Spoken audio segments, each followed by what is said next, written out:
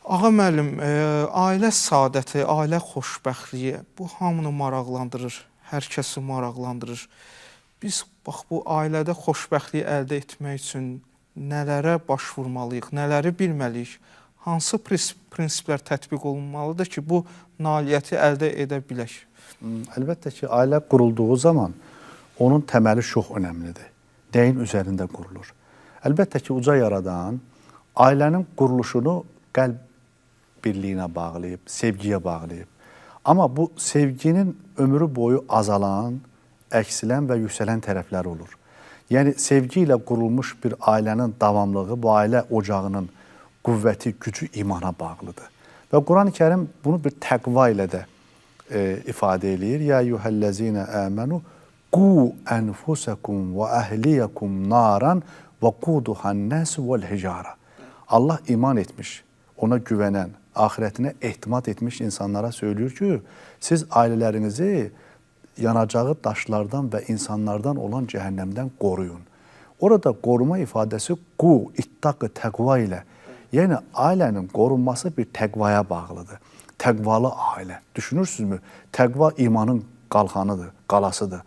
Və insan əslində o ailə qalasının içərisində təqvalı olduğu zaman halalları, haramları, yəni başqasının haqqı yeyilməyən bir ailədən bəhs olunur. Deməli, ailənin hüzuru və Quran-ı Kərimdə bununla bağlı başqa bir ayədə də var ki, Rəbbimiz deyir ki, وَمِنْ آيَاتِهِ أَنْ خَلَقَ لَكُمْ أَنْفُسِكُمْ أَزْوَاجًا لِتَسْكُنُوا إِلَيْهَا وَجَعَلَ بَيْنَكُمْ مَوَدَّةً وَرَحْمَةً. Baxın, bu ayənin içərisində uca yaradan 3 sirri gizləyib. لِتَسْكُنُوا إِلَيْهَا. Yəni, o Allahın əslində ayələrindəndir. Deməli, yer üzərində bizim qurduğumuz ailə əslində bir məhbətdir. Bunu yaradan belə göstərir bizə. Bunun içərisində nə olacaq? Hüzur olacaq. Liteskunu. Yəni deyir, yaratmamışam ki, siz bunun içərisində litunaqişu, münaqişələr edərsiniz, lituqatelu, bir-birinizdən savaşasınız. Xeyr. Deyir ki, və hüzur tapasınız. Deməli, ən önəmli ailənin hüzünlə deyil, hüzurla dolu olmasıdır. Və ceale beynekum mevaddeten və rəhmə. Məvaddət sevgi və sevgi ilə də bitmir. Arxasında nə gəlir? Böyük bir rəhmətdən danışır. Deməli, ailə qalasını, bu ailə məktəbimizi, əslində biz gerçəkdən bu ailə gəmisini biz istəyirsə bu dünyanın fırtınalarında batmasın və doğru sahilə çıxsın, onda təqva ipi ilə Rəbbə bağlayacağıq. Onun içini hüzurla dolduracağıq. O evdə ki, mübahisələr var, dedikodular var. Təbii ki, hər evdə ola bilər. Mübahisələr ola bilər.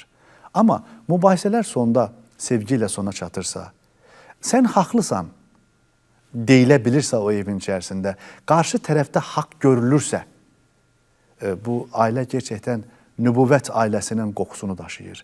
Anamız Həzrəti Fatimənin, Allahın salamı olsun, Həzrət Əleyhisselamla bərabər qurduğu ailənin qoxusunu daşıyır. Çünki o evin içərisində bu nümunələr vardı. Qarşı tərəfi haqlı görmək. Sən doğrusan. Sən haqlısan. Əsla və əsla iblisə, şeytana və onun ordusuna imkan vermir ki, ailənin bağçasının gözəl gülləri, gözəl güllər dediyimiz zaman övladlardır. Siz müqəddimədə bir cümlə söylədiniz, böyük şəxsiyyətlər əslində orada təkmilləşir, formulaşır. Bizim ailəmiz əslində sadəcə dünyəvi deyil ki, biz dünyanı tanıdaq. Əslində ailə bir məktəbdir. Ailə məktəbi söyləyirik. Bu həyatda 2 böyük məktəb var. Bir ailə məktəbidir, o həyat məktəbi ilə bərabər, bir də axirət məktəbidir. Bizim ailə məktəbində öyrəndiyimiz dəyərlər bizi həyata hazırlayır. Həyatda bir şəxsiyyət kimi formalaşacağıq. Amma bu dünyanın da bir ömrü var axı. Ananın bətnində 9 ay qaldığımız kimi bu dünyanın bətnində də biz 90 il qalacağıq. Və sonra nə olacaq? Bizim odur ki, burada qurduğumuz ailələr sabah axirətdə bizim üçün çırağımız olacaq. Çünki ailə dünya üçün qurulmaz, Allah üçün qurulur.